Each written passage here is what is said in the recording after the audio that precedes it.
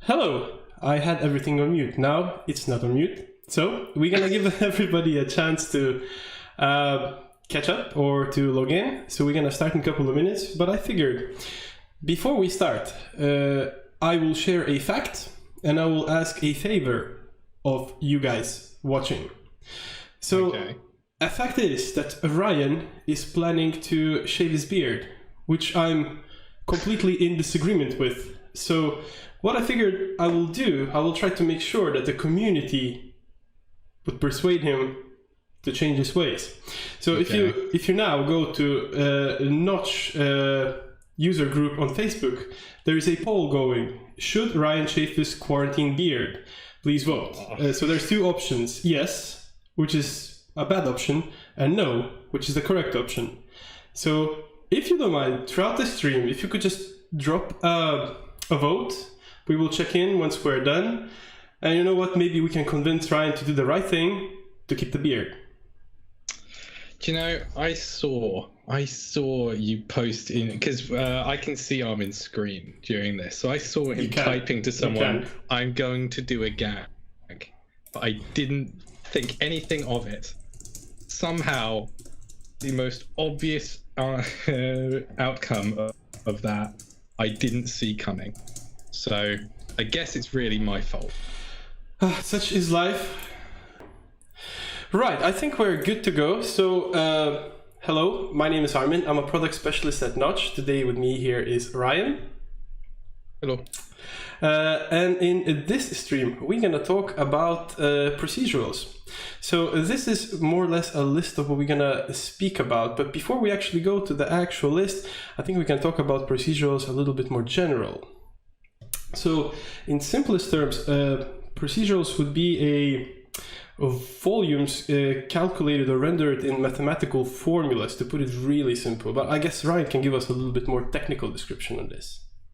Yeah, so a procedural is basically a signed distance field. And so that means that it's a field, so it's a bunch of points set up in a grid. And its assigned distance means that it's signed, so each point is looking to see whether it's inside or outside of a volume, and distance means that each point is trying to calculate its distance from the point is, these things allow you to do this way of looking at surfaces allows you to create really complicated scenes and setups with very simple tools, and it's actually really fast as well, so you can do it with a lot of different tools, I guess. Sweet. So in today's menu, we have, we're going to talk about procedural meshing more than anything else. So what we have is procedural generators, we have reaction diffusion, procedural cloning, procedural displacements. Then we're going to connect procedurals to particle system, to cloner system, to fields. Then we're going to connect some deformers to procedurals, and we're gonna finish things up by talking about procedurals as fall-off for other systems in Notch, and we're gonna build a scene that has procedural mesh as a emitter for particles and for fields. So I think it's gonna make all much more sense when we actually switch through and start building things. So I'm gonna go ahead and turn on Notch, and this is the first setting that we are after. So in this case, I think it's going to be smart for us to sort of start from the scratch. So I'm going to switch through to the second layer, a starting point, and I'm just going to explain the nodes that we have in the scene. Now, since we have quite a few settings to go through, as you see, it's kind of nicer if we actually have starting points. So in the starting point right here, we have a little bit of a lighting system, and that lighting system is based on voxel cone lighting, and it's fed with environment map. And voxel cone lighting only exists in a bounded space. So that bounded space is actually marked for us with this shape 3D.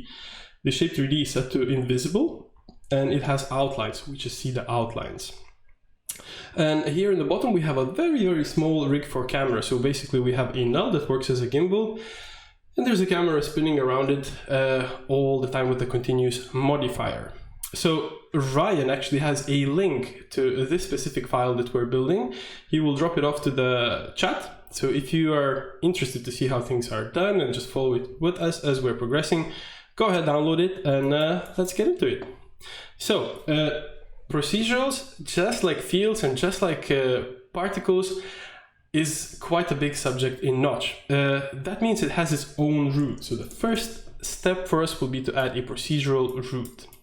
So anything concerning procedurals will be connected to this specific root. Now, root doesn't contain any visual information. For us to see something, we need to add a couple of more nodes. So in this case, the next node that I'm adding is going to be a rendering node. And the rendering node that we're going to use is going to be Procedural Meshing. Now, this whole stream will be based on procedural meshing because we find this as the most interesting expression of procedurals. Again, as you see, there's quite a few more, but there's literally not enough time in 2 hours to talk about all of them. So let's just focus on procedural meshing and see what we can do, what crazy things we can do with it. So now we have a procedural meshing, which is responsible for rendering. Let's get something that we can render on the screen. In this case, the first thing I want to pull out is a 3D primitive. So as soon as I connect 3D primitive to the procedural root, now everything concerning procedurals will be connected to procedural root. I already see that I have a 3D object, a 3D sphere. So just like shape 3D in Notch, the 3D primitive actually has quite a few different shapes preloaded in it. I think we can stick around with the sphere for now. Now you might see there's little 2 dots here on the side, so here and here. Why do we see those dots? Well, it's because this sphere is actually hitting the borders of the procedural meshing bound box. So procedurals only exist in the space that are given by procedural meshing bounds.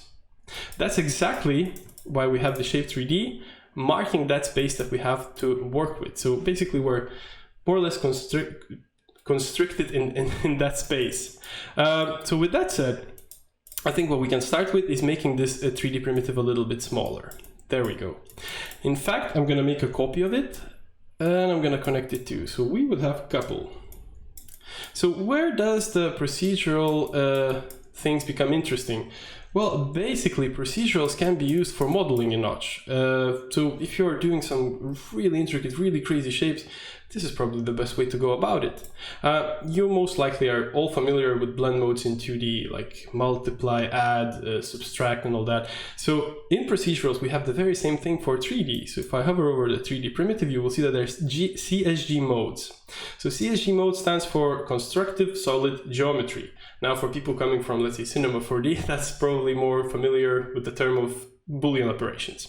Anyways, this is exactly where we can change the way the primitives or any other generator interacts with the rest of the settings. So in this case, I'm going to set it to Smooth Union. There we go. Now we have a smooth union between those 2 3D primitives. So as you see, the list is quite vast. There's plenty to choose from, but I think we can stick around with these 2 for now. So I'm just going to make sure that they both are in the bounds of this box.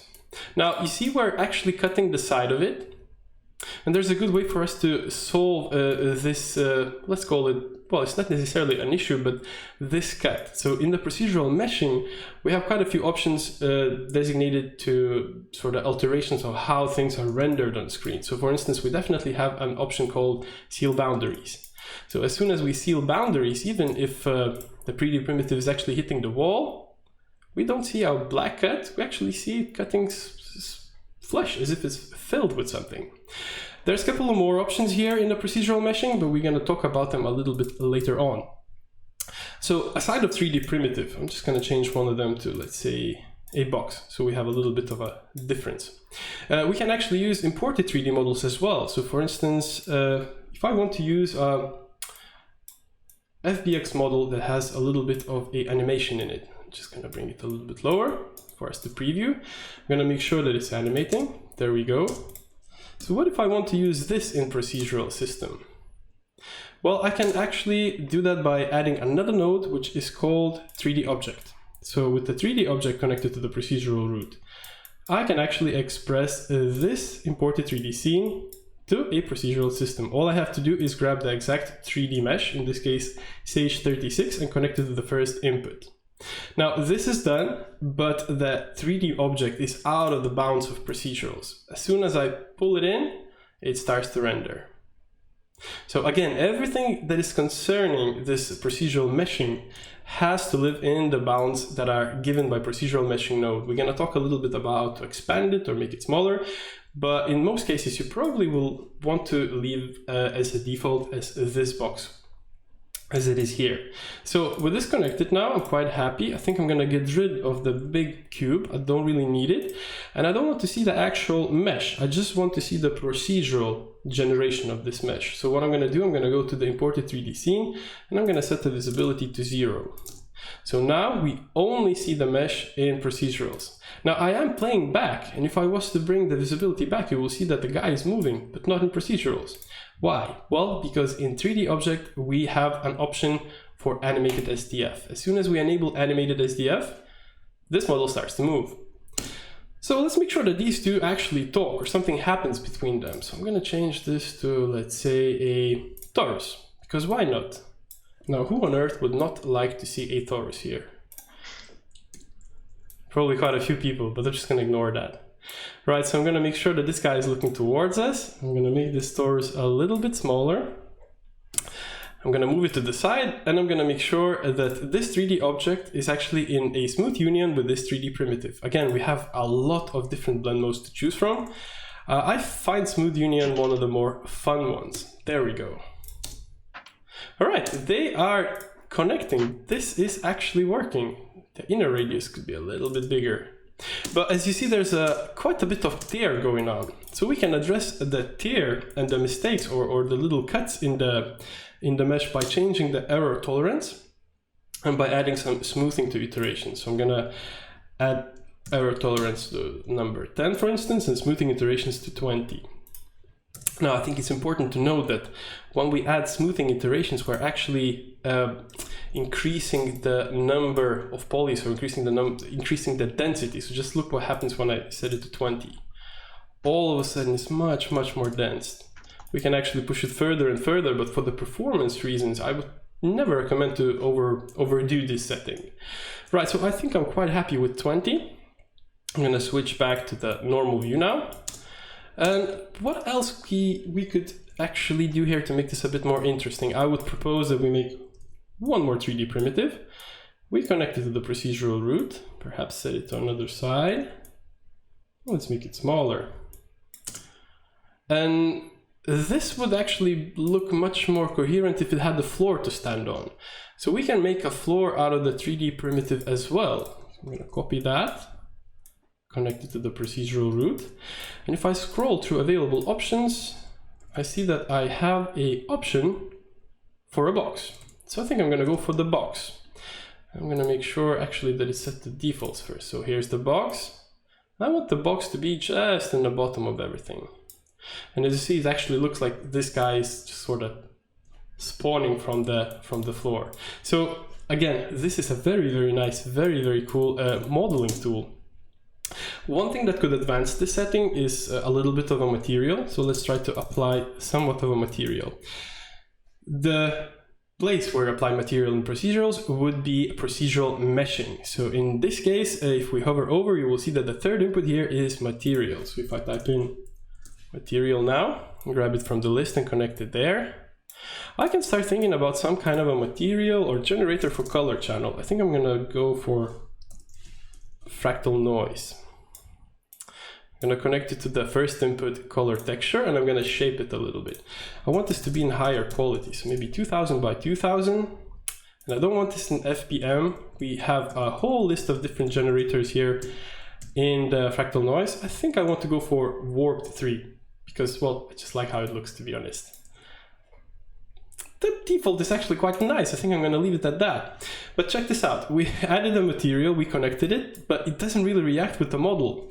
Why? Well, it's because Procedurals doesn't really have UV maps.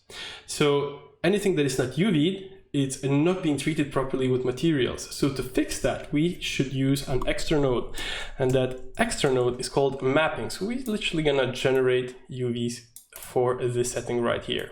So the mapping node has several properties. Out of the properties that it has, we have an option to choose a planar, cubic, or spherical mapping. In this case, in this setting, I think maybe spherical would be nice. And I want this to refer to local coordinates. So this node is actually quite handy. So if you have a model that is not UV, then you just quickly want to add UVs or re-UV it a little bit, this right here is your best friend. It's definitely a powerful node. I would definitely recommend checking out the manual entry for it. You'll find good use for it.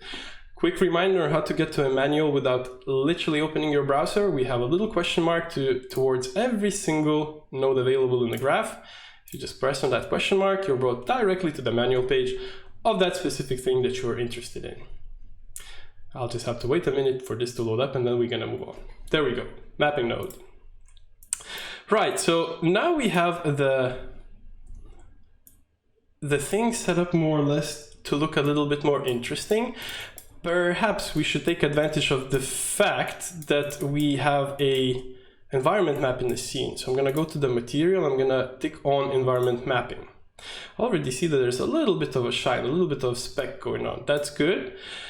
But I think it would be much nicer if this specularity would be translated to, let's say, metallicness, but the metallicness would be visible only where this fractal noise is, let's say, darkest or brightest. So we can set that up by piping fractal noise to, let's see, well, roughness, why not? So I'm gonna add a video null. I'm gonna pipe it from fractal noise, and I'm gonna connect it to the roughness property. There we go.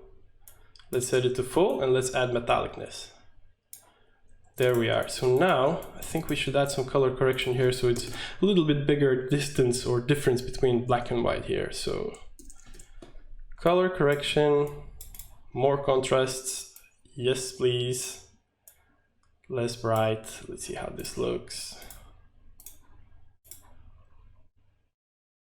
Maybe even more gamma. There we go. Now it's very, very visible. And as you see now, we have a little bit of a reflections inside the dark seams, which is nice. It's just like a little touch. So let's just preview everything through active rendering camera, 0. All right, this is getting somewhere. Obviously, we could probably tweak the mapping. Should be on the world coordinates instead. No, maybe the local is actually just fine. Cool, so let's get back to building things.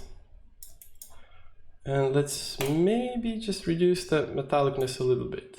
There we go. Right, so how do we make this a little bit more interesting? I think we haven't spoken enough of the CSG modes. It's literally my favorite thing when it comes to building stuff with procedurals. What I'm gonna do, I'm gonna grab another generator, in this case a fractal noise for procedurals. I'm gonna connect it to the procedural root. There it is, I see it's rendering. I'm gonna lift it up a little bit higher in space. So I'm changing the property on the Y. I think I want this to be a little bit more detailed, so I'm gonna set it to 5, for instance. And in this case, I want this to interact with the floor. So I'm gonna change this from union to smooth union. But notice what happens. Since I have fractal noise, it's actually interacting with the whole rest of the scene. It's actually connecting to the little person here as well. That's not necessarily what I want. So to make sure that it only connects to the floor, I can use a null. So I can literally make a little separate path. So I'm gonna grab a generator null. So Procedurals has its own null. And I'm gonna put those two nodes right here under this null. So this is like a little island, a little universe of its own in this setting. So now, this is not interacting with the rest, which is great. That's exactly what I wanted. And I think to top this off, we might as well put everything to a sphere. Like I don't necessarily enjoy the fact that it's in a box. So for that, again, I can just grab a 3D primitive, connect it to the procedural root. And in this case, instead of setting a smooth union as I did so far, I can go for intersection. So anywhere that this 3D primitive, the sphere, is intersecting the setting above it, we actually wrapped in it. I hope that makes sense. In fact, we are not only able to use animated FBX models in this kind of a setting. For that matter, we can actually use a Cinema4D file and whatnot. And we can actually attach things to it. So this imported 3D scene has a whole bone structure. So I could easily grab a primitive connected to the procedural root. And I'm gonna set it to a torus. I'm gonna turn it, and I'm gonna make it relatively small torus, because we don't need it big. And I can connect this torus to, for instance, a bone of a head of this guy. So let's give him horns, let's make him a bit more evil. So there's the head bone. And I would connect it via transform modifier input. Now, I could connect it directly, but if I wanted to change scaling, I'm just gonna showcase this. There we go. So you see it's moving now together with the head, but if I want to change the scale of it, it doesn't correspond, it doesn't react. Now there's a good technical reason for that, but we can actually solve it, or we can address it by adding a null in between. So if I grab a null, connect it to the head, and then connect it to the 3D primitive, all of a sudden I made myself a little controller for scale and for rotations. In general, I find it a very good practice to add a null in between the bone structure and whichever the parameter you want to control in your system. It's just a good practice, because now not only I can alter this, but I can connect even more things. Let's say regular 3D objects or some particle system, you name it. All right, so this is more or less done. I think you get the gist of the basic 3D object with 3D primitive behavior inside of the procedural system. This is just the beginning. So with that said, we're going to be looking into quite a few other nodes and other subfolders or subgroups here in the procedurals. Let's just double check how this looks against the premeditated or pre-made design. This is pretty close, actually. I think we're quite all right here. We can just leave it off. I'm going to move on to the next one. Are we good to move on to the next one, Ryan? I hear you're on the chat quite a lot. Are we good? I have one person suggested that you give this man a quarantine mustache, and I want to see you do that. Oh, Lord. Mustache. Well, fine. Yeah, well, you know what? Just because mustache is a big thing, and I really hope that your mustache will stay on your face, I'm going to make sure that this guy actually has mustache. We just have to figure out how do we make the mustache. So well, actually, it could still be a torus. It's all fine. Just the torus should probably move a little bit lower into the front. And this torus should be smaller. So I'm going to make it smaller by this null. There we go. Or no, actually we can make it if we just rotate it, wouldn't that look like a mustache? Does this look like a very crude, very badly made mustache? There we go. Can this pass as mustache? Ryan, would you wear this mustache? It's more like a vaser, it's like glasses. Yeah, it's a little bit odd, I'll give you that. Fine, we'll come back to this if we have time later on. We'll make proper mustache. We'll model out a real mustache. But for now, we're going to move on to another setting. And this other setting is reaction diffusion. It's relatively easy to set up, and I think it's pretty neat. So basically, when you're using reaction diffusion, you can pick a shape of these connections, and you can pick a shape of the fill, and you can do some crazy. So let's rig it up. Let's set it up together. So here again, I have the very same initial setup. So a bound marker, a shape 3D. I have a voxel cone for lighting, environment map, just in case we want to use it. A little camera rig here in the bottom. I'm going to press Alt-G to enable the grid. And I'm going to start by adding a root, because that's where we start all our designs. So procedural root. And now I'm going to add a, procedural meshing. There it is. And I'm going to add a node called reaction diffusion. As you see, there's a couple. In this case, we're using the one related to the procedurals. And for this to work, I need a couple of more nodes. In this case, just simple primitives will work. There we go. So 3D primitive right here in the growth restriction and 3D primitive in the seed restriction. As soon as they are added, if I start playback, There we are, it's actually working. So again, these nodes correspond to how should the shape look and how should the fill shape look, or what shape should this all fill. So for instance, if we change now the growth restriction to something like a box, you will notice that we are filling a box. We don't have to use just 3D primitive, we might as well use imported 3D scene with the operation that we already used in a previous setting, which is 3D object. Yes, Ryan? I was going to say, I think it's important to make the distinction that one of them, the growth restriction, that says what shape can you grow into, and the other one is saying what shape are you going to start from. Yeah, and that's all controlled by the density, I think, in the direct reaction diffusion. In very bad terms, in very bad words that I've used, I was trying to describe that, which you put very rightly so now. So obviously reaction diffusion has quite a few more options, and as you see, there's an ongoing theme. There's simulation grid width, and procedural mesh actually has grid width. So the defaults are relatively modest, but good to work with. If you want to bump it up, you are always free to do that. So as you see, it goes almost twice the capacity to 512. Now I'm going to stick with the defaults. Just want to point out that you can actually increase the quality if you choose so. So one thing that I don't like here is the fact that there's some tear going on. I can fix that by adding a little bit of error tolerance. So 10 here, and maybe smoothing again. So 10 here as well. Yeah, there we go. It's working. Now we weren't going to spend a lot of time here. It's just I wanted to show you guys that this is a thing, and it's super easy to set up. And if you are creative, you can actually build some really weird stuff. Again, something like nulls would actually be here quite useful. So if we grab a null, and let's say connect this 3D primitive to it, maybe grab another one, for instance, the same 3D primitive. Let's see what happens if we send a null here. Nothing, it's a bad experiment here. Fine. I'll just leave it at that. I think you'd kind of screwed up the order. Yeah, it should be going the other way. Doesn't matter then. Fine.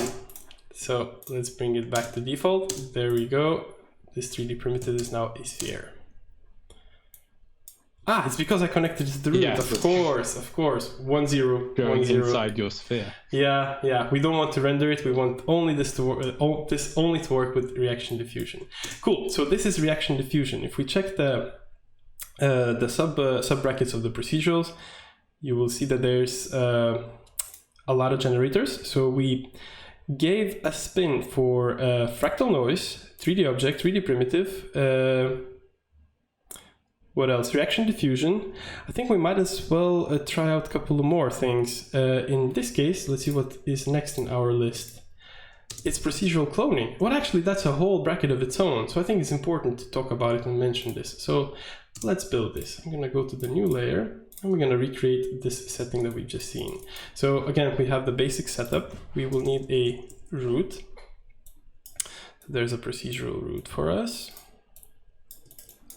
And we will need a procedural meshing.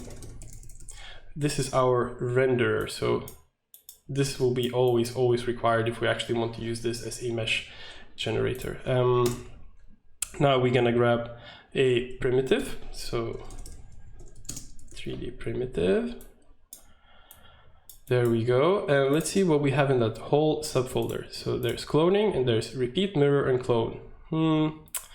We might as well start maybe with clone. So the way you would make this run, you would connect it to the procedural root, and anything connected to this clone is being cloned. So in this case, if I make this 3D shape a little bit smaller, and I offset in 3D space, or offset the clone in 3D space, you see now we're cloning. So all of a sudden we just have more of these spheres. That's great. So I'm gonna make sure that it's a little bit higher up. We're filling the whole available space with these little clones right here. There we are. We're not restricted to one shape, so I could easily grab this 3D primitive, repeat it, and maybe set it to something else. Maybe well, how about, again, torus. I could make sure that it's in a smooth union with a sphere. So let's do that. Yeah, that's a little bit more interesting.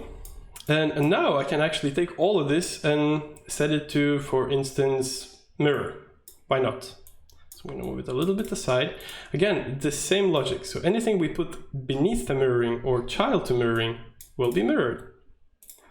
Now we are mirroring these two settings, this cloner. Well, let's just try to find a nice position for it. There we go. Again, I don't like this tier. We already spoke of how to fix this, so I'm going to make sure to increase the error tolerance. I'm going to add a little bit more smoothing, and I'm going to seal boundary. So with boundary sealed, we don't see this cut. Greatness.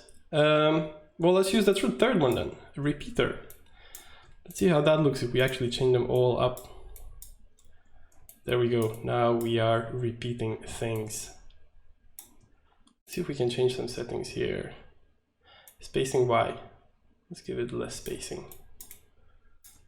All right, this is getting funky. I might as well add a 3D primitive, one more 3D primitive, and just connect it straight to the root and make sure that this sphere right here is actually in a smooth union with the rest of the things.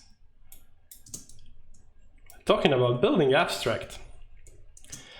Cool, we could actually animate things. For instance, let's see what would be interesting. No, not this, not this, maybe.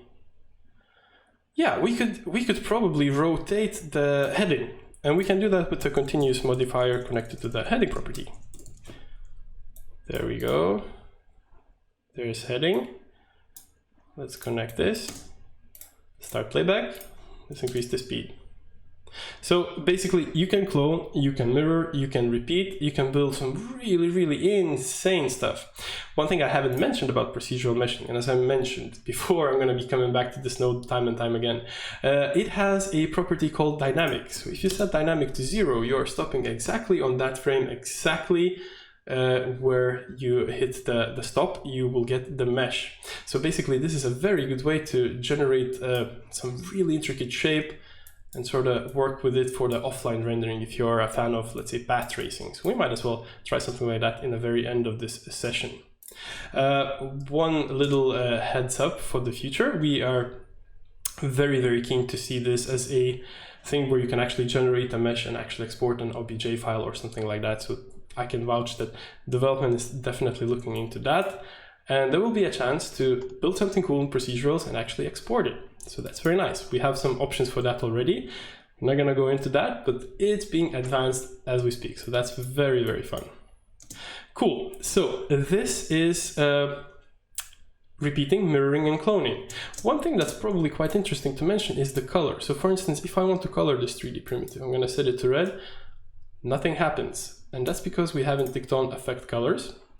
And once we tick on affect colors, we have to make sure that the procedural meshing respects the generated colors. So as soon as we do that, generated colors is working. So now all of a sudden, as you see, we are blending this shape with the rest of the setting, and the color is blending as well.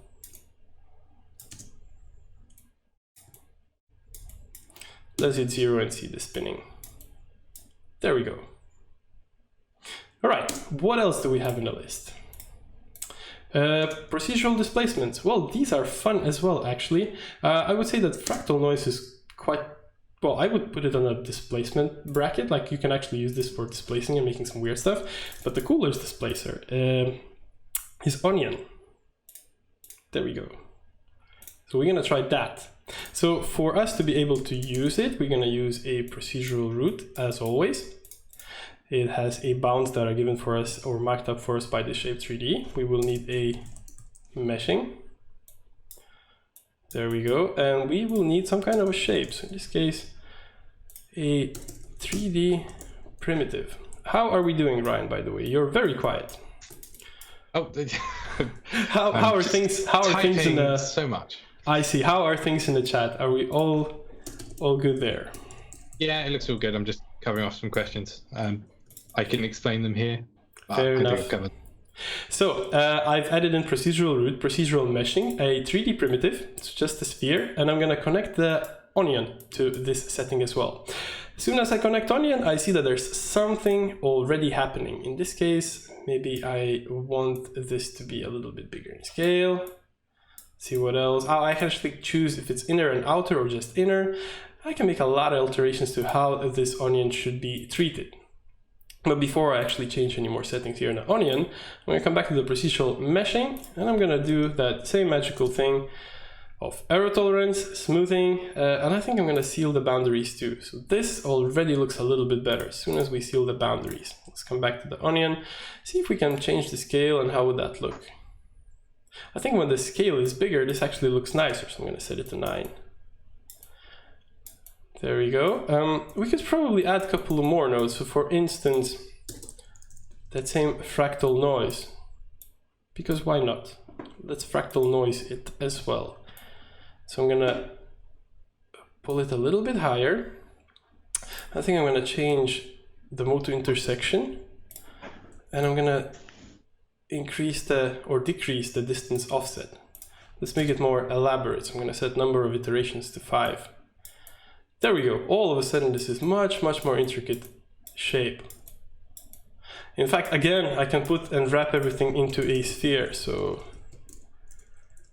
primitive. Connected to the procedural root, and I want this 3D primitive to wrap everything, so I'm going to set it to intersection. There we are, we have some kind of a spherical cave now. Another cool thing about Onion, it takes a color source. So for the color source, we could use something like color ramp. I'm going to type that in. I'm going to connect it. First, I'm going to double check that it's working.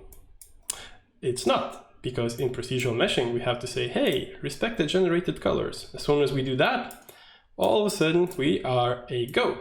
This is definitely working. Let's add 3, for instance. Something like hello, or maybe light blue. There we go. So all of a sudden we have this really weird, really interesting shape. Obviously, just like anything else, this can be animated. We can make sure to move this 3D primitive, to spin it, or to move it back and forward. We can build some really crazy and really weird. Cool. Let's move on. Next one, particle systems. So this is where we're moving on to connecting systems together. Another thing that makes procedurals extremely powerful in Notch is the fact that procedurals is like a glue for all the other systems. It mixes and intertwines with every single available tool in Notch. So in this case, we can take a particle system and use that particle system or render that particle system to procedurals. And that's actually quite fun and quite useful. If you're building something like liquid simulations, that might be very much a way to go. If you're just building something cool and weird, that's again a very sound decision. So let's just rig it up. I'm not going to cover these nodes that we have in the scene. You guys are familiar with this. But I will mention that the starting point will be just the same as always. So procedural root, meshing.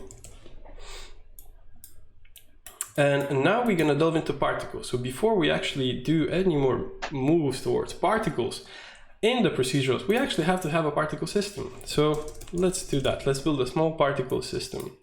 I'm going to grab a particle root. I need some kind of a emitter, so I'm going to go for primitive emitter. And just for now, so we see things happening on the screen, I'm going to grab a point renderer. So this is going to be our proxy renderer. We're going to kill it off later on. This is just for us to see things. Cool, it is working. It's rendering particles. Does it look exciting? Absolutely not.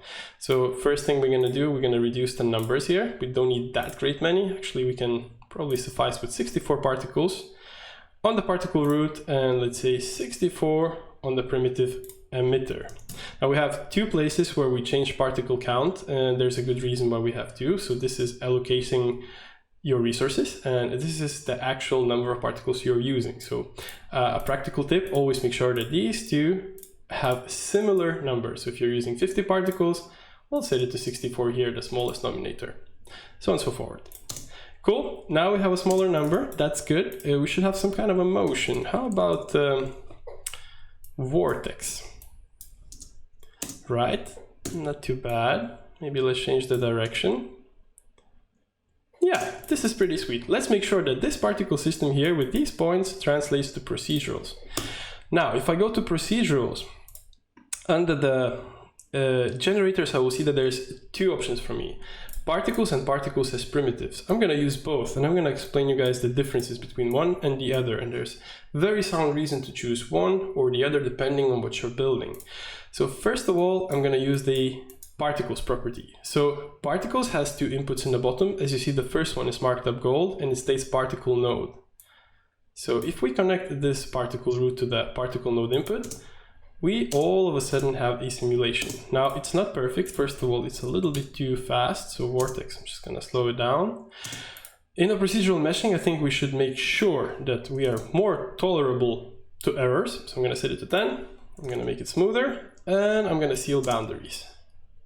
And now we can actually talk about this node. So in this node, we have quite a few options. For instance, we can choose to render spheres or blobs. I find blobs more attractive or interesting. We can set size randomness. So this node right here is perfect if you're going for insane numbers. If you want to send, let's say, several million or several 100,000 particles to procedurals. This right here is your best choice. It's a little bit more simple than particles as primitives, so it's really fit for large numbers. Now, if you're building something intricate, that's where you're going to use the particles as primitives. So I'm going to connect that to the procedural root. And now for the better visibility, for the better sake of actually being able to read this setting, I'm going to make a couple of alterations. First of all, I'm going to disconnect these particles from the particle root. I'm going to grab this vortex effector and I'm going to connect it to the primitive emitter. And I'm going to make a copy of the primitive emitter.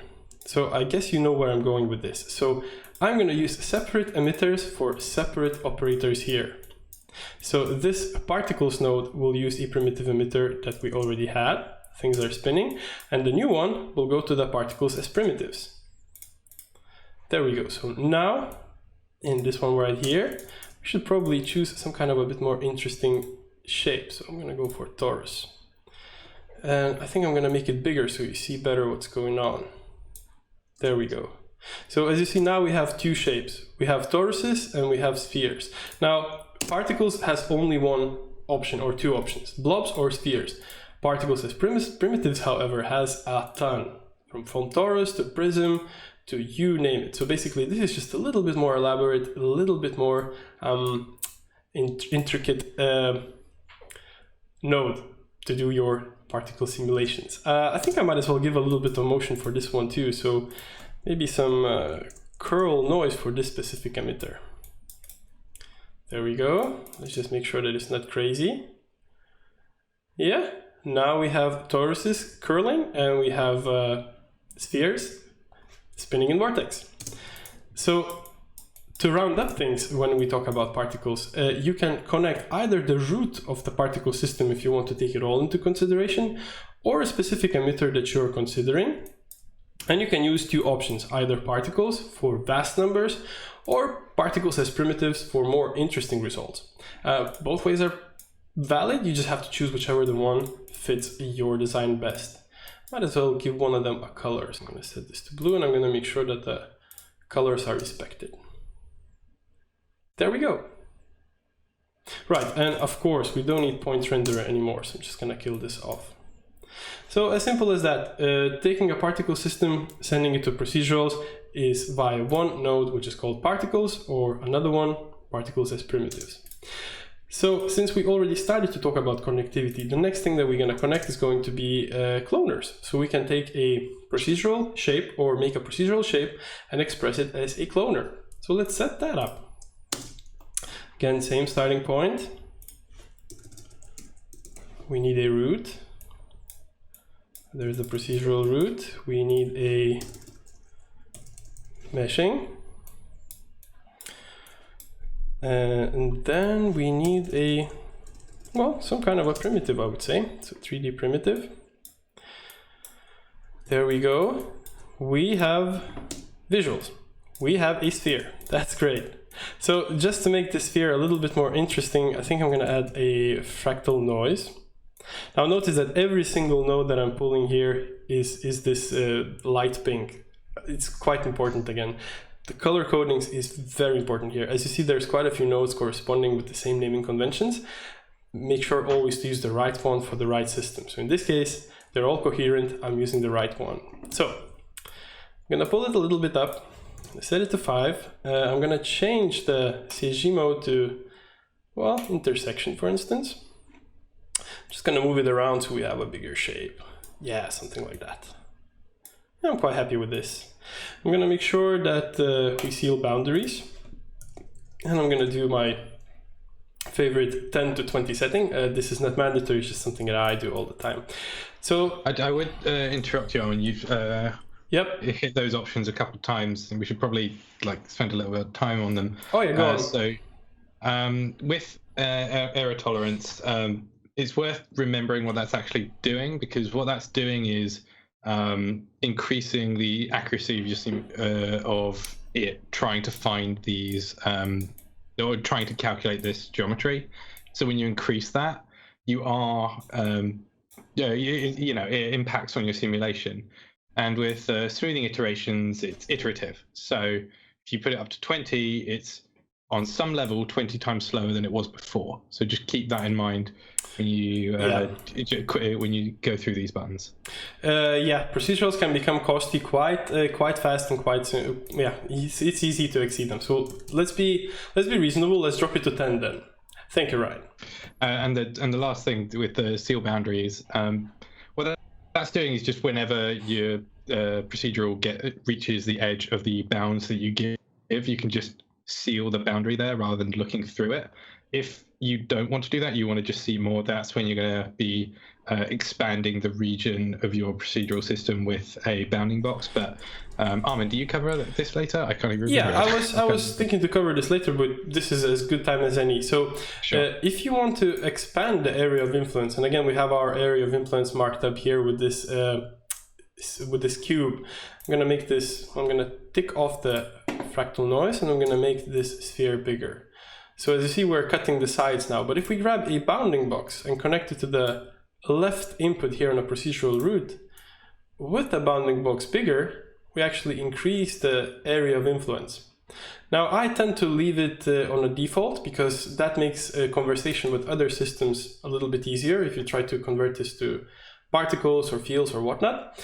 But there's definitely an option to make your simulation space much bigger, as Ryan mentioned. So that's done with connecting bounding box to the left input bounding box on the procedural root. So I'm going to revert back to the original here. There we go. I'm going to bring back the fractal noise. And I'm going to make sure that this whole system right here goes to cloners. So we have a node called clone to procedurals. And the logic is very similar to what we already encountered. So basically there's an input that allows you to make this system talk to clones, or procedurals talk to clones. So I'm going to connect the procedural root to the first input, and as you see, all of a sudden the appropriate input lights up for me. So the first one is lit up, procedural root, that's great. Now all I have to do is give some kind of a shape for this cloner to work with. So I'm going to give it a shape 3D. Let's make sure that these clones are bigger. There we are. So all of a sudden, this all procedural shape is actually filled with clones. I can actually choose to disable visibility for the procedural meshing. There's a property called visible, so I can set it to 0. And all we see now is these clones. I can carry on building a crazier shape here. So for instance, if I grab yet one more 3D primitive, I can connect it to the procedural root. It came in as a sphere, that's the default. I think I'm going to make it into pyramid. I'm going to make it small. And I'm going to make sure that it's rotated and it's in the bottom.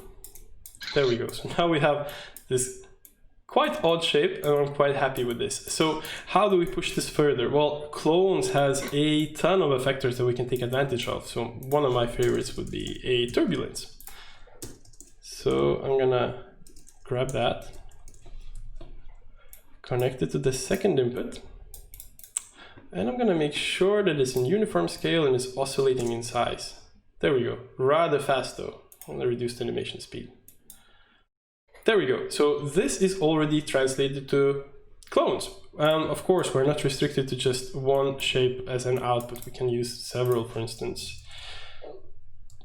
Oh, what if it's a capsule? And the capsule, yeah, I was going to say.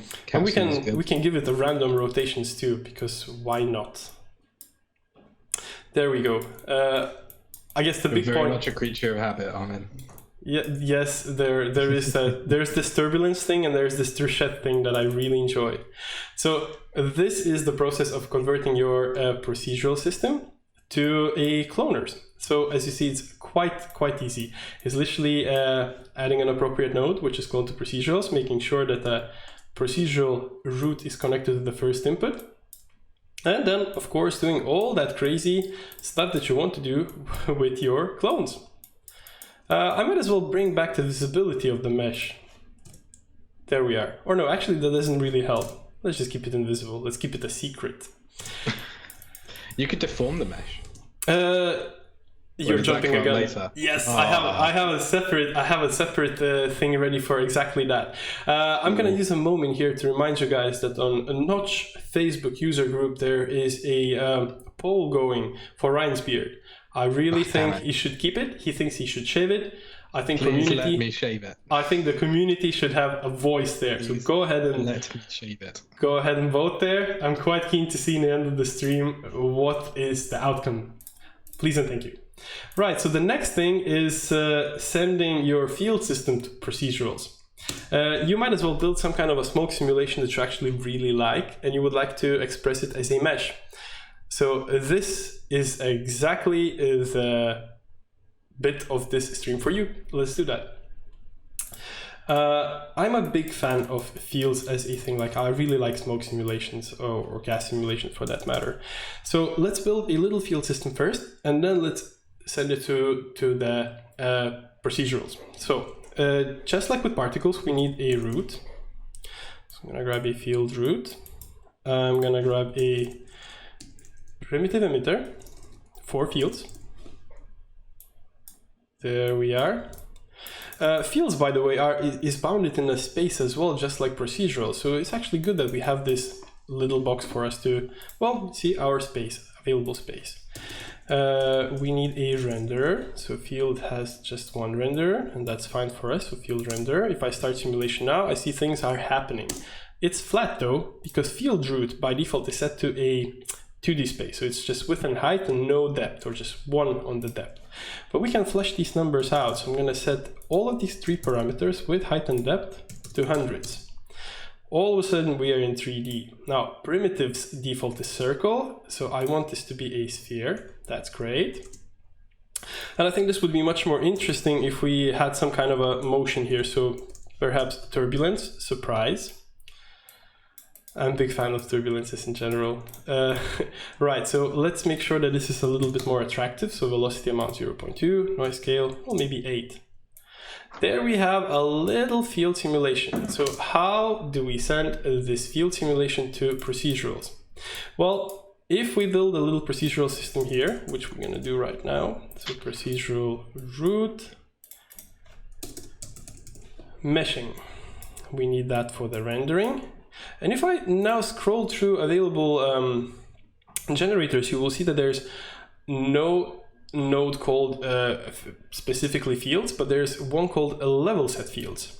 So this is our intermediate node. This is exactly how we're going to connect one system to the other. But before we grab this field root node and connect it to level set, you will notice that if I grab the output, this doesn't light up. There's a good reason for that. You have to make sure that when you're building a simulation that you want to render out via procedurals, you have to use a different type of node. Instead of the field root, you need to use field level set root. So they are close by, they look exactly the same, but they fulfill different tasks. There's a good reason why I went for the field root here and not level set field root. It's because I wanted this to be visible on the screen while I'm building. So the easiest way to swap these nodes is to right click on a node and go for the property called replace node with. So now if I just hover to the fields, I see that I have properties for field root or field level set root. So I'm just going to swap it out like that. So now if I grab the output, the input lights up. Now this connection is valid. there we go. We are expressing our smoke simulation or a gas simulation in a meshing. So obviously we don't need the field renderer anymore. That's just taking space. So I'm just going to disable this. And I'm going to come back to the procedural meshing. So I'm going to bump up the error tolerance. I'm definitely going to seal boundaries. And obviously we can add more effectors here and make a crazier setup and add more, let's say, 3D primitives or 3D objects brought in, and just make it more insane and more lavish. But instead, I'm just going to remind you guys that we have this node called cloning, procedural cloning. There we go, clone to procedurals. So not only we can connect two systems together, we can actually connect any number of systems that we like. So I'm going to send this procedurals, for instance, to clone to procedurals. And I'm going to make sure that the cloners are a little bit bigger. And I'm going to go to procedural meshing, and I'm going to disable the visibility. So I guess you see where I'm going with this. There's a ton of little but quite intricate tools in Notch. And the cool thing is that they all talk together. And there's no limit on how many of them should be connected or how should they be piped in. And we're going to go deeper and deeper to that as we progress now. Cool, so this is the procedurals with fields. A big takeaway here, big thing to remember, is you should use field level set root instead of the regular field root when you're connecting those two things together. Intermediate node here is level set in a brackets field. And if you happen to use a field root, as I did in the beginning, you can always swap it out by going for replace node with operation by right-clicking on the node. Cool, so this is that. What is the next setting in our list? So this is where Armin. yes, go on. I was just going to say one thing that's worth noting, because as you keep going through this, you keep hitting the same buttons over and over again. And it's probably worth mentioning the presets option that you have. Yes, yes, every single node has a preset option. If you are lazy as I am, I find myself being lazy more than I should be, you can actually set up a preset. So for instance, in a procedural meshing, I did quite a few times the error tolerance set to 10, and I'm going to add smoothing iteration to 10, for instance. If I want to whip out this setting in the next time I'm using procedural meshing node, I can always go for the plus sign here in the top, name it cool meshing. Yeah, okay, I'm into dad jokes. Doesn't matter, I'm going to keep it as a cool meshing. So now, if I delete this node and bring it in again, so there we go, procedural meshing, I have a little drop down. Cool meshing, apply. We have a little preset. So these presets are not only available for you in Notch, you can actually grab them out from your documents. So Notch documents, Notch presets. You have a whole list, and you can actually share this with your friends, colleagues, and so on and so forth. So all they have to do is just allocate them to the same location as you had them. So in the Notch presets, and it will be able to take advantage of all the presets that you made. So it's a cool thing to share in your team. Yeah, we've got a load of default presets hidden around in some of the nodes, so it's worth looking for them when you can find them. Yeah. Another thing I'd like to bring up is you sort of glossed over it, but the difference between the level set field and the field root. Essentially, they're like at their core, they work very differently. So not everything that works with a field root works with a field level set. They are rendering things. So that's why. Yep. Sorry. Yeah, the field level set is, rather than calculating how much is in each cell, it's looking at the distance between itself and the sort of edge of the fluid boundary, which makes it a lot better for when you want to use it with procedurals, for example, which already are trying to find their distance from a boundary. So you want to use the field level set when you're going through to procedural root. So while Ryan is mentioning this, I'm going to bring out a very handy node that I haven't mentioned in this stream just yet, is the comments. I can always say, well said, Ryan. And just leave it on the screen as a reminder that Ryan actually jumped in at the right time to explain technically the differences between one and the other. the comment node is actually quite handy. I mean, we're going through so many settings, so imagine if you build something really intricate and then you pass it on to another designer, and another designer gets it and he's like, holy, what's going on here? I just really don't know what's up. So you can actually leave little notes for that person who's taking over, or for yourself for that matter, if you have to open this file like half year after. Well, with the settings and with the little hints of where is what and how it's done. And that's done with the comment node. Another handy little node here would be the regions. So that's exactly what I used here. So we can actually mark up specific areas corresponding with one or the other thing. So this is my side shtick. I'm done with this. Yeah, we can go. So deformers. When you're working with the procedural meshing, you can actually apply deformers that Notch has. Let me set that up. I'm going to grab a root. There is a procedural root. We will need meshing. There's our procedural meshing. Let's make sure straight away that it's cool meshing. So I'm going to apply that preset. Let's grab a primitive. So there's our 3D primitive.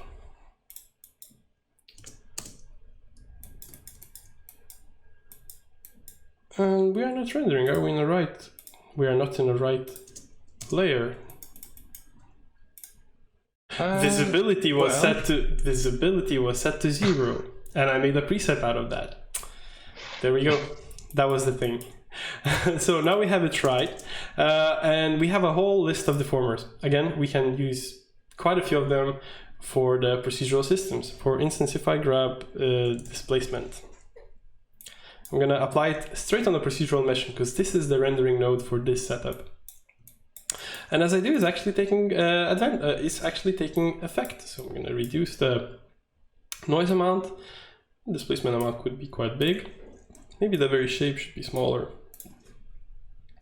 Yeah, let's displace it even more. Actually, this specific deformer has animation properties. I'm just going to animate it. So again, Procedurals literally talks with every single system out there. Now, you might notice that not every single deformer works with this setup, and that is because some of the deformers are a little bit more complex than the others. And the correct way to explain it would be that some of them are using more intricate polygon connectivity.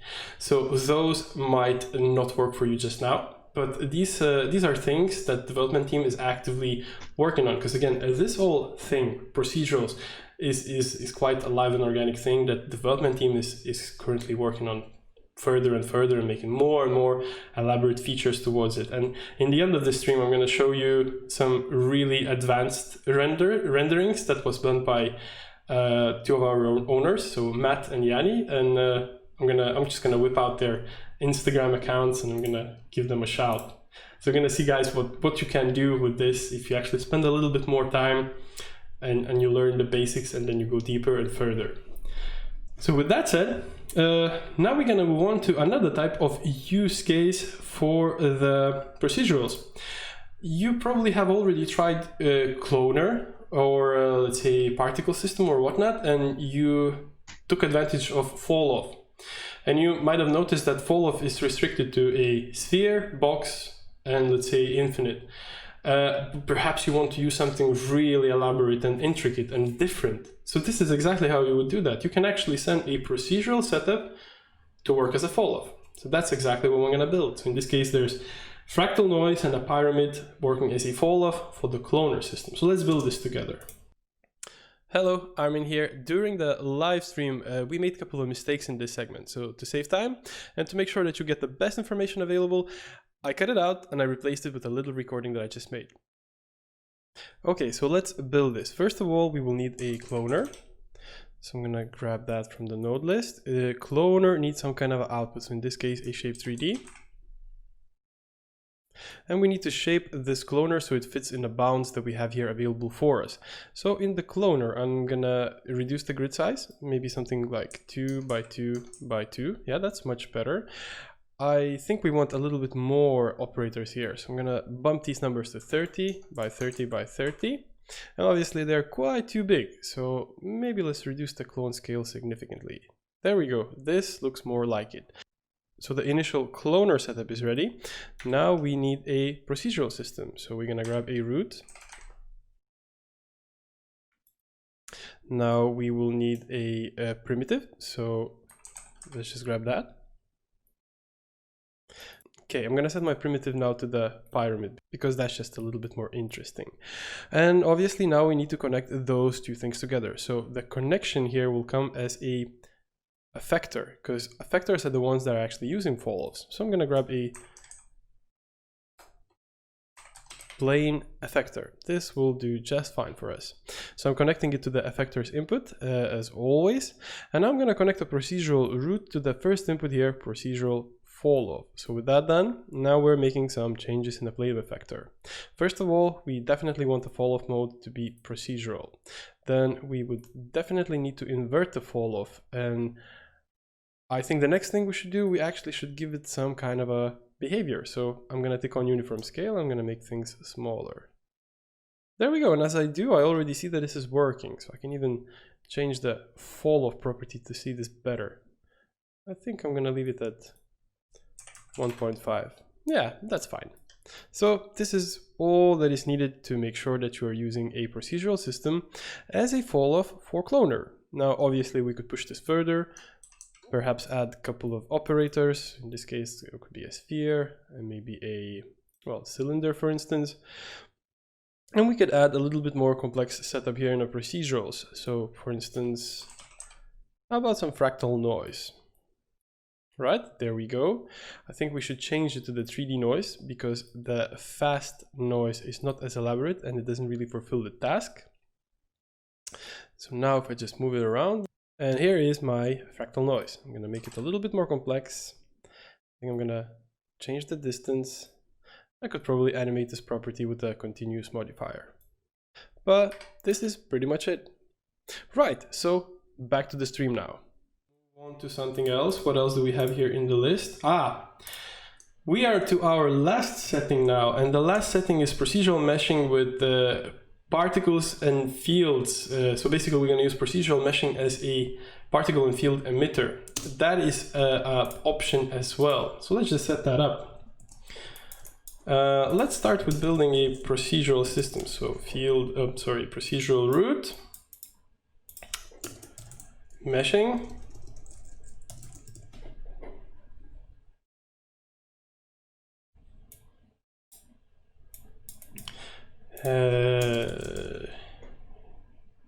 Well, we need a primitive here, don't we? So a 3D primitive. And let's perhaps make it a little bit more interesting by adding, dare I say it, fractal noise?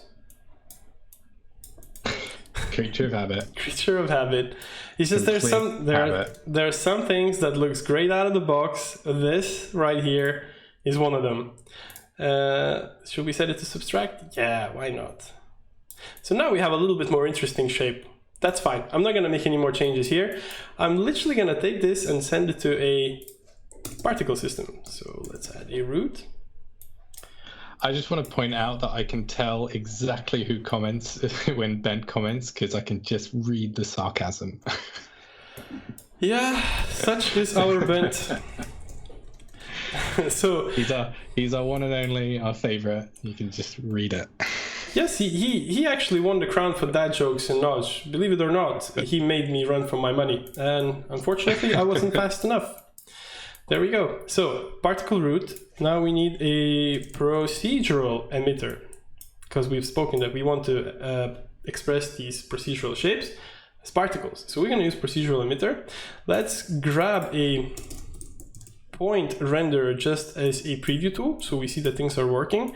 And let's connect this procedural setup to the procedural emitter right here. If I start playhead, I already see that there's something happening. It's a bit hard to see because every single point is inside of the shape. So in a procedural meshing, I'm going to make sure to set visibility to 0.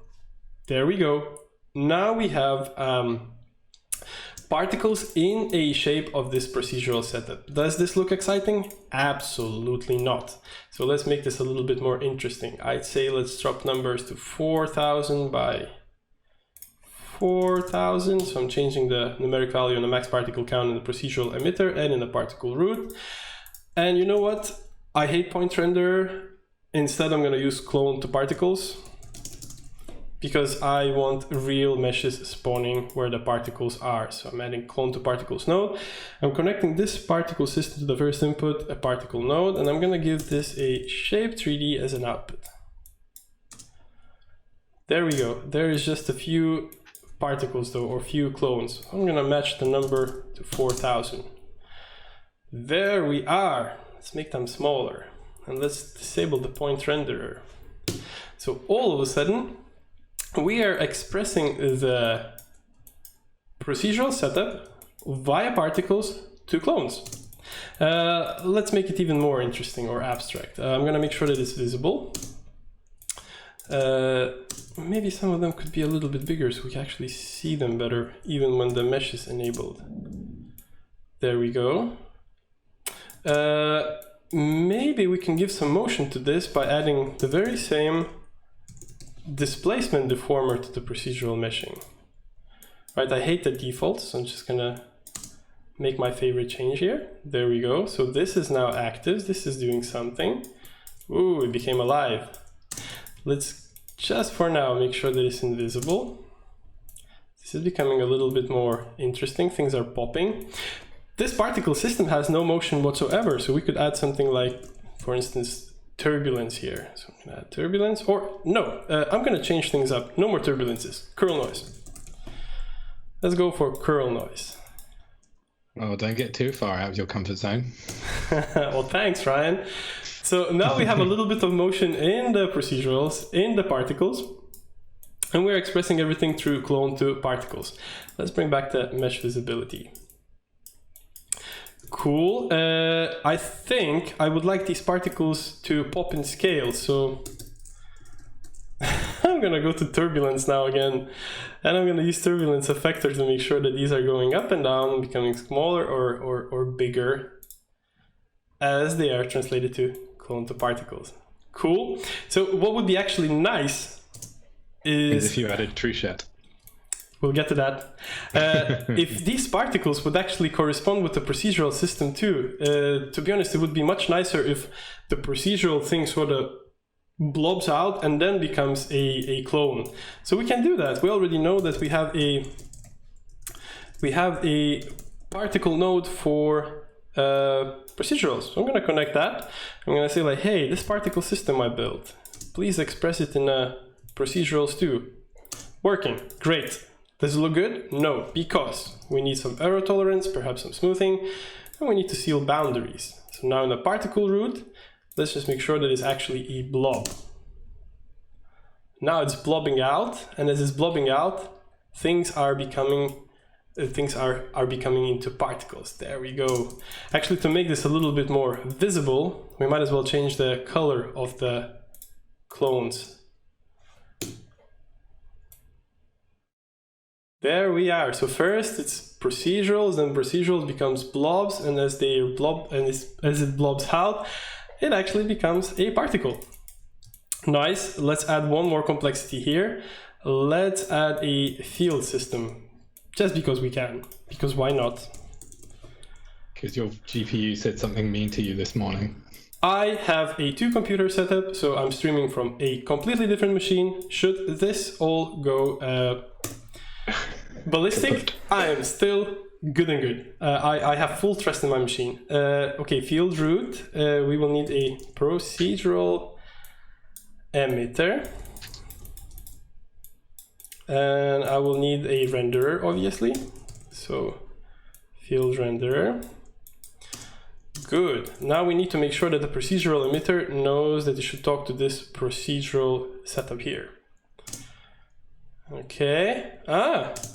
It's alive. It's alive, but it's in 2D because field root is set to 256 by 256 on width and height, and there's literally no depth. So let's match these numbers. I think I'm gonna go for a modest 150 as a start point on all 3 axes. There we are. I see that there's my fields. I'm gonna disable again the procedural meshing so I see it better. Yep. It's not exciting because it has no motion, so maybe some turbulence in the field system as well. Smaller velocity amount and bigger scale. So I think it would make sense if we take this motion that is generated by turbulence in fields, and we use that motion to drive the animation of particles, because now this curl noise fluid effector is just a thing of its own, and it doesn't really make sense. So let's just make sure that these two are talking in motion as well. So I just deleted the curl noise, and I'm gonna grab a field effector for particles. So with the field effector, I can connect field root and say like, hey, use whatever we are having here in fields to drive the motion of particles. And I want forces, I don't want the velocities. Let's see how that looks. So now this is getting somewhere. This is actually talking. Ryan, do you concur? Yeah, I'm trying to figure out if there's any systems left. Yeah, I know. I'm going for the freak of nature, for everything at once. Yeah, good question. Launchmeister, use everything in one scene. Render everything. Yeah, exactly. Yeah. It's a little bit fast, isn't it? Maybe field effector is a bit too fast. So I'm gonna just reduce the amount there. I guess having a bit of color wouldn't hurt here, would it? So we could color the fields. Yeah, sure. So the way we would color fields, we would add a light, but this light wouldn't work straight up with the field because, well, field has to know that this light exists. So we're going to position this light on the top, and we're going to use field lighting. So with the field lighting, we can make sure that this light is corresponding or is actually being used by the field. And as soon as I connect it, it is. There we go. To further prove the point, I'm going to make sure that it's a little bit colored. And actually, it could drop shadows too. So with that said, I know that we have voxel cone lighting. So in this case, it's not that crucial anymore. It's not that necessary. But I still feel urged to actually use it. So I think what I'm going to do, I'm going to grab the output of the clone to particles. Let's see. No, actually, you know what we haven't used? We haven't used procedurals as cloners. Let's add that. And let's use that with the voxel cone lighting. Clone to procedurals. Yes, please. We're using this setup right here for the cloning. So connect here. Shape 3D as an output. There we go. The default is a little bit big on the voxel grid, 32 by 32 by 32. I'll make sure that these are visible by making them bigger, and I'm going to drop the voxel grid. And I think I want to use turbulence, so I might as well use the very same turbulence. I mean, effectors can be shared across the system. If you have several cloners or specific cloning systems, they can all share effectors. There's absolutely no reason to add more operators fulfilling the same tasks. Cool, so this is happening. What I want to do is grab the shape 3D and make it work with clone to voxel, make it work with voxel cone lighting. So I'm gonna pipe it into voxel cone lighting. I'm gonna make sure that in voxel cone lighting we're going for diffuse and reflect, and I'm gonna make this shape 3D emissive.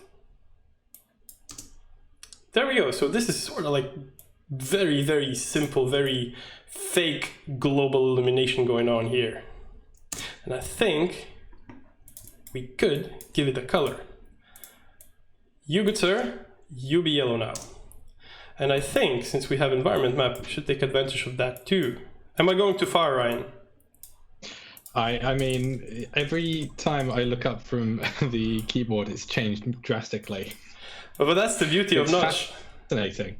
So, you know, there's this mantra that I carry on telling to myself all times is with Notch, you are able to create irresponsibly, which I do quite a lot, as you see. So we are absolutely getting somewhere. It's not pretty just yet, but I think it's getting somewhere. This right here, this could be white for now, and emissive as well.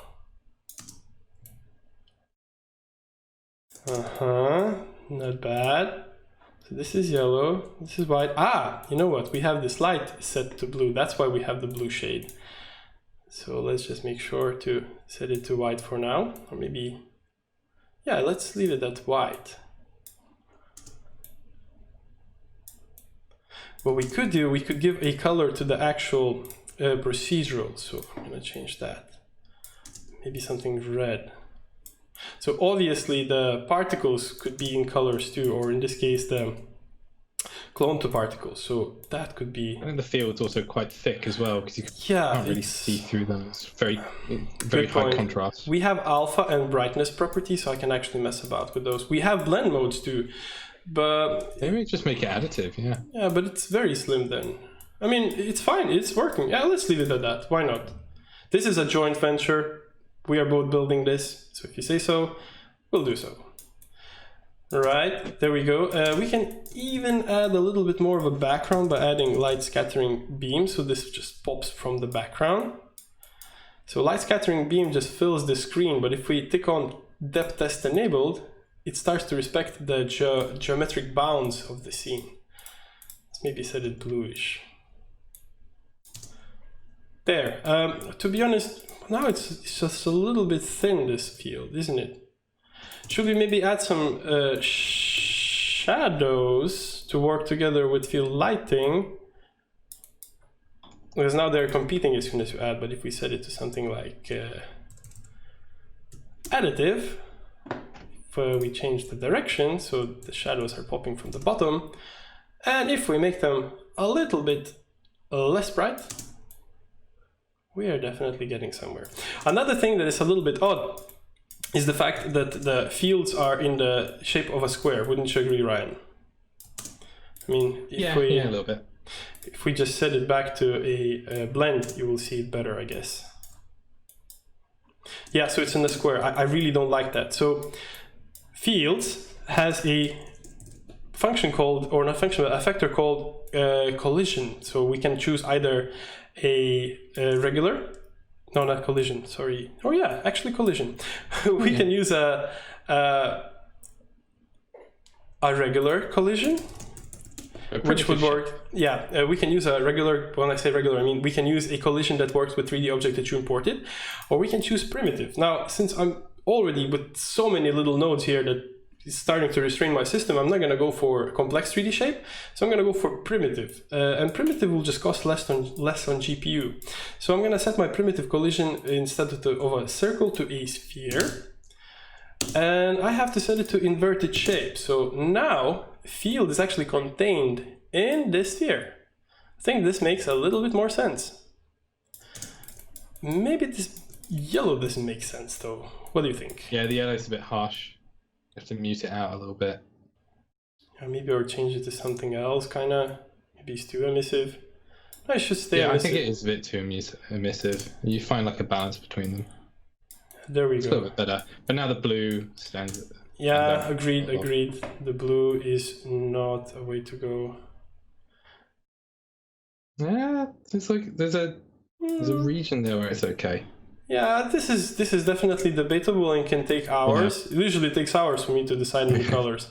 Yeah, this is one of those things where we could very easily bicker on color palettes for a while. Yes. So what haven't we used here? Post notes. How about some film grading just for the kicks of it? Bam. Creature of habit. Creature of habit. A little bit more tone gamma. A little bit more noise. No blur, no chromatic. There's a little bit of vignette width. You think so? Okay. Yeah, like not too much. Like even I'd do like 0.1. Like really just a hint of it. So let's call it quits. I think we're more or less done.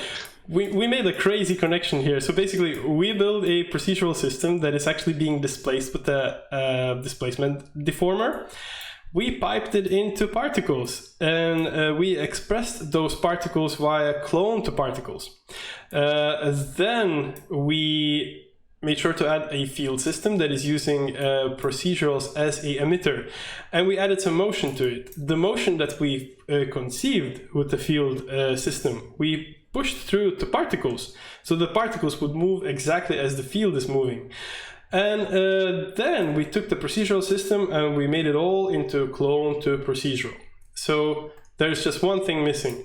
a renderer of type for the particles. So I'm going to go for geometry connection renderer, and then I can securely say that we probably added majority of tools to one setting. Talking about overkill, my friend. Let's give it a color. Oh yeah, there we go, lines. We want to color the lines. How about blue, thick lines? Welcome to Notch Stream number 9, Overkill Procedurals. So obviously you need a little bit more time to make something really cool. So what I want to do now, I want to grab this little browser and give a shout to our owners. Big advantage of having owners who are into motion graphics is cool features. These guys are just as keen on making this tool interesting and fun as we all are. So let's grab Matt first. There is Matt Notch.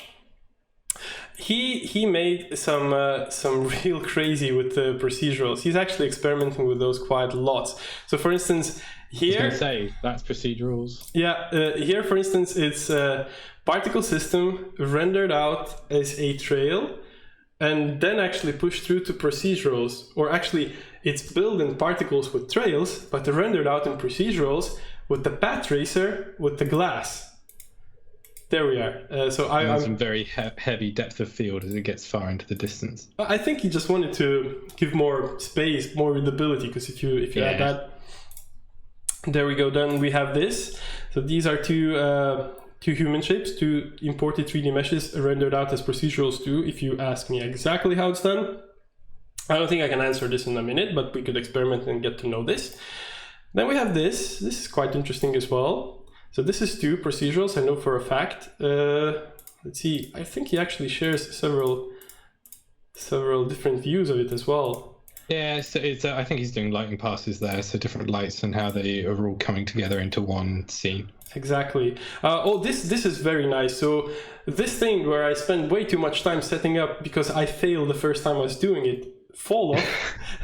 Matt actually did it right. So he's using fall off and rendering particles in a shape of a human head, which I think is one of my favorite settings of Matt. So again, it's great to have ownership of the company that does motion graphics, that actually does motion graphics themselves. Let's check out Yanni. Yanni is called Zebra Colors Mega, Zebra Color Mega. Yanni is a very much old school graffiti artist. So he did this graffiti analog way, and it would seem that he switched to he switched to a digital 100%. So he actually made a whole series of spray cans. All of these spray cans are done with procedurals. So if you want to see some advanced ways on how you can use procedurals, I'd say this is the mecca. This is where new features are being tested out, implemented, commented, so on and so forth. So Yanni is literally in a frontier on making procedurals cool in Notch. We didn't make many tutorials so far about procedurals, well, exactly for that reason, because guys in development are still working heavy on those things. It's already magical, there's a lot of things you can do, but trust me when I say that there's even more coming. So we held off until we thought, okay, now it's a good time to give at least a basic introduction. So this right here was literally just a basic introduction. Again, there's insane things you can make with this, but it requires a little bit more time. So I think we're gonna come back to the subject for another stream at a later time, building a little bit more elaborate thing. But in here, in this stream, we covered the basic techniques to get the best out of it. So we spoke about procedural generators. So basically, how do you use primitive shapes? How do you blend them in CSG modes? Sort of like in a 2D world, you have different blend modes. So you have blend modes in procedurals too. Then we went for reaction diffusion, just one of the sort of cool tricks that you can do there. Then we went for the cloning, and there's like a lot of ways you can do. You can mirror, clone, you can repeat. If you need to build iterative designs, then we went for displacements, and we tried fractals, onions. We colored the onion. Then we connected everything to particles and expressed it in two ways. Particles as a big number, a big turnover thing, and particles as primitives for those more elaborate settings. Then we spoke about procedurals being rendered as clones. So this is more or less where we landed. Again, Ryan has this work file, so we'll drop a link to a chat right now if you guys want to check it out. And then we went for the procedurals with fields. We basically build a little smoke simulation and we rendered it out as a mesh or as a procedural mesh. Then we spoke about the fact that procedurals actually talks to deformers. So this is a sample for that. Then we used procedurals for fall-off. So this is exactly what Matt did in that really cool face sample or face R&D that I showed on Instagram. And the last thing was to connect everything together and try to make it reasonably readable, but crazy enough to prove the point that things connect. So this is what I had ready, and this is what we build now. I don't think we really got there, but we put a good effort. So, swing and a miss. Yeah.